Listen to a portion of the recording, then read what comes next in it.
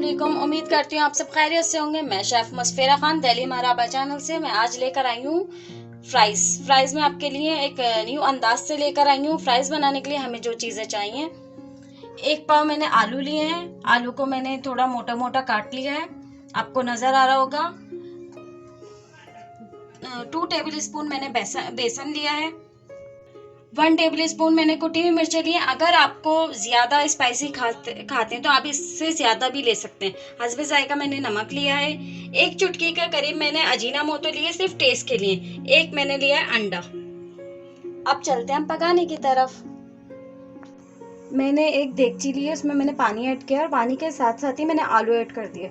ये प्रोसेस मैंने और इसको तो सबसे पहले करना है, क्योंकि जब अगर हमने थोड़ा सा ये बॉयल नहीं किया तो हमारे जो बेसन वगैरह बिल्कुल वेस्ट हो जाएगा।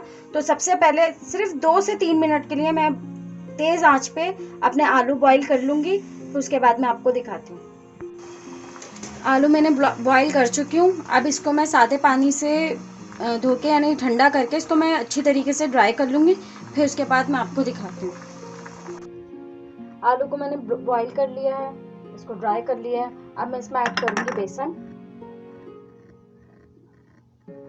अंडा, अजीनामोटो, कुटी हुई मिर्चें और हस्बे जायका नमक। अब इन सबको बहुत अच्छी तरीके से मिक्स कर लूँगी। इसको मैंने बहुत अच्छी तरीके से मिक्स कर लिया है। जो अंडा था उसी में बेसन मिक्स किया है, मैंने कोई पानी ऐड नहीं किया। और अब मैं इसको फ्राई करती हूँ। मैंने फ्राई पैन लिया है, फ्राई पैन में मैं ऐड कर रही हूँ ऑयल।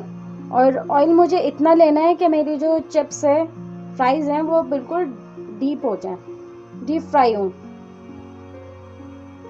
अब ये ज़रा हमारा ऑयल गर्म हो जाए, उसके बाद हम अपने फ्राइज़ इसमें ऐड कर देंगे।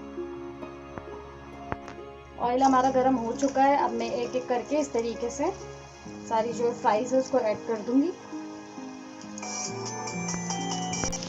मैंने फ्राइज़ जो है ऐड कर दी हैं। मैक्सिमम 2 से 3 मिनट बाद इसको मैं चलाऊंगी। अभी इसको मैंने ऐसे ही छोड़ दिया है और फिर मैं आपको दिखाती हूँ इसको थोड़ी सी देर में। मैंने जो इसको बॉईल किया था वो बॉईल इसलिए किया था कि जो हमारा बेसन वगैरह था वो अच्छी तरीके से इस पर लिपट जाए। क्योंकि जब फ्राई करें तो बिल्कुल धीमी आंच पे करें, क्योंकि जो है अगर ये तेज़ आंच करी तो ऐसा ना हमारा ऊपर का बेसन पक जाएगा और फिर वो जलने लगेगा और आलू अंदर से कच्चे रहेंगे। तो लिहाजा आपकी जो आंच है ना वो बिल्कुल स्लो, आपके अंदर ये फ्राइज़ जो है अंदर से पक भी जाएंगे और ये हमारा कलर भी बहुत अच्छा सा दिखेगा।